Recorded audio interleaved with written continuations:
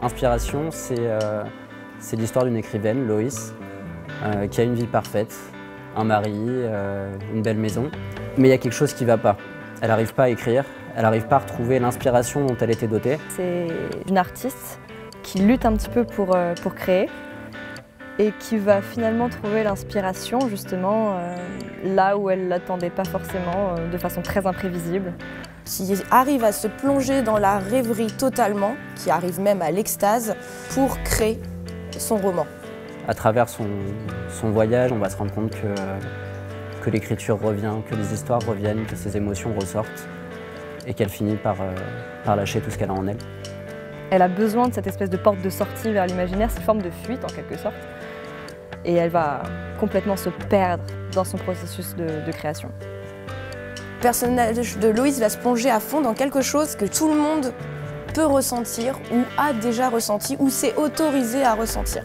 On se demande si on n'est pas fou à vouloir créer, à se dire en fait où est la barrière entre le réel et l'imaginaire. Redescends sur Terre, c'est cette phrase.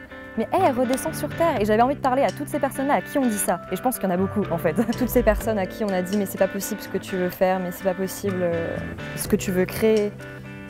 Au-delà du message du film, du scénario, du message qu'il porte, la façon dont on va le faire est super importante. Si on peut montrer et prouver et donner de l'espoir aux gens en se disant mais en fait c'est possible, à partir du moment où on sait s'entourer des bonnes personnes et où on prend un maximum de bonnes décisions, il n'y aura pas que des bonnes décisions, mais un maximum, bah en fait c'est réalisable, c'est possible. Et ça c'est aussi un truc que je veux porter avec ce projet.